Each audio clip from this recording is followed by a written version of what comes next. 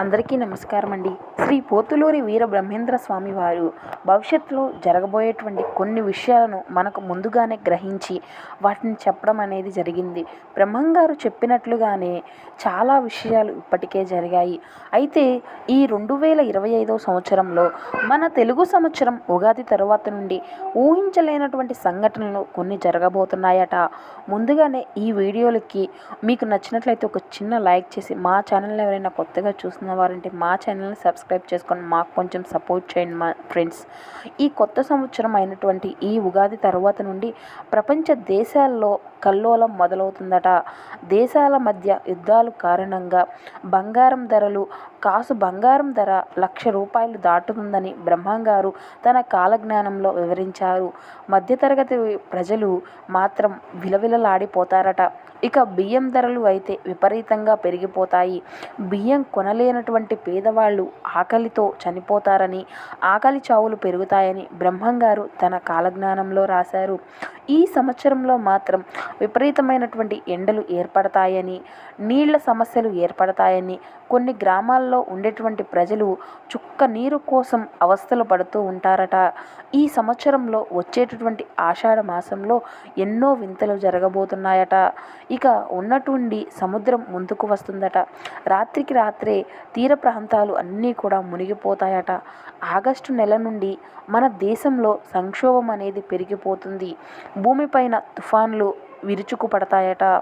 ఇక భారీగా ప్రాణ నష్టం అనేది జరుగుతుంది. అలాగే దేవాలయాల్లో ఉండేటటువంటి దేవుని విగ్రహాలు ఉన్నట్లుండి మాయమైపోతాయట.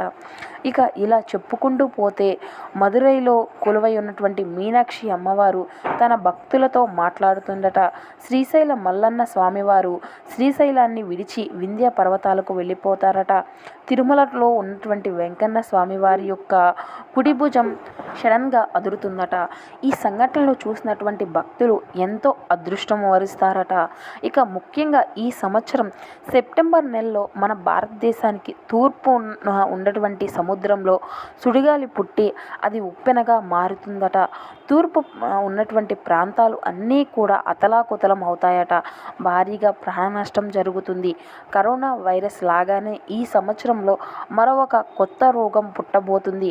ఈశాన్య దేశాన ఒక కొత్త రోగం పుట్టి చాప కింద నీరులా అన్ని దేశాలకు వ్యాపిస్తుందట.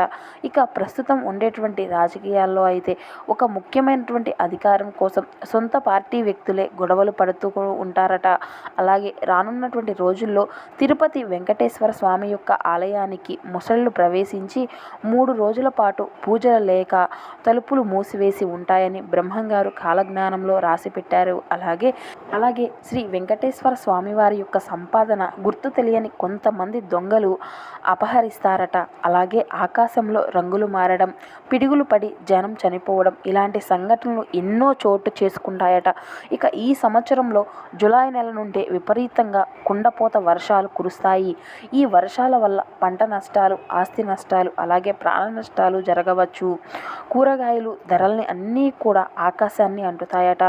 అలాగే ఒక గ్రామంలో ఉన్నటువంటి శివాలయంలో శివునికి కంటి నుండి నీళ్లు కారుతాయట. ఇకపోతే రాబోయేటువంటి రోజుల్లో చాలామంది దొంగ సాధువులు పుట్టుకొస్తారు. ప్రజలను నమ్మించి మోసాలు చేస్తారు. అలాగే బసవేశ్వరుడు లేచి రంకె వేస్తాడట. ఒక విచిత్రమైనటువంటి తోకచుక్క పడుతుందట. దీనివల్ల ఆకాశంలో ఉన్నటువంటి సూర్యుడు వణుకుతున్నట్లుగా కనిపిస్తాడు. అలాగే రానున్నటువంటి రోజుల్లో ఒక సూర్యగ్రహణం నాడు సూర్యునిలో సూర్యనారాయణ స్వామి దర్శనమిస్తాడట. ఇంకో సందర్భంలో విష్ణుమూర్తి దర్శనమిస్తాడట. అలాగే బ్రహ్మంగారి మాటలకు ఈశాన్య దిశలో ఒక మహిళ గర్భం దాల్చుతుంది. ఆ గర్భం పగిలి ఒక బిడ్డ పుడుతుందట. ఆ సమయంలో ఆకాశం నుండి పిడుగులు పడి అక్కడి ప్రజలు అందరూ కూడా మరణిస్తారట. అలాగే బెజవాడలో ఉన్నటువంటి కనకదుర్గమ్మ ముక్కుపుడకను కృష్ణానది తాకుతుందట. ఇది గనుక జరిగితే ఖచ్చితంగా పెద్ద ప్రళయమే ఏర్పడుతుంది. అలాగే రానున్నటువంటి రోజుల్లో ఒక 12 రోజుల వరకు గోదావరిలో చుక్క నీరు కూడా కనిపించకుండా పోతుంది. అదే 13వ రోజున భయంకరమైనటువంటి వరదలు ఏర్పడతాయట.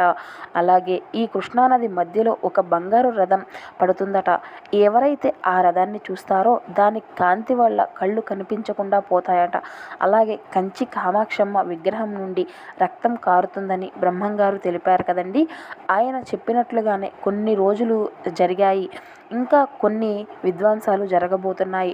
భవిష్యత్తులో కూడా జరిగేటువంటి అవకాశాలు కూడా ఉన్నాయి. అలాగే రానున్నటువంటి రోజుల్లో అర్ధరాత్రి సమయంలో సూర్యుడు కనిపిస్తాడని బ్రహ్మంగారు కాలజ్ఞానంలో వివరించారు. ముఖ్యంగా ఈ 2025 సంవత్సరంలో చిన్న వయసు పిల్లలు ఎక్కువగా చనిపోతారు. చిన్న వయసులోనే గుండెపోటుతో మరణిస్తారు. అక్రమ సంబంధాలు విపరీతంగా పెరుగుతాయి. ఇక హత్యలకు దారితీస్తాయి. అలాగే రానున్నటువంటి రోజుల్లో మద్రాసులో ఒక చిన్న గ్రామంలో 7 సంవత్సరాలు ఒక బ్రాహ్మణ బాలికకు 4 చేతులతో కలిగేటువంటి 3 కళ్ళతో నెత్తిన కొమ్ములతో కలిగినటువంటి ఒక మగ శిశువు జన్మిస్తాడట. ఆ మగ శిశువు 22 రోజులు జీవించి 23వ రోజు మరణిస్తాడు.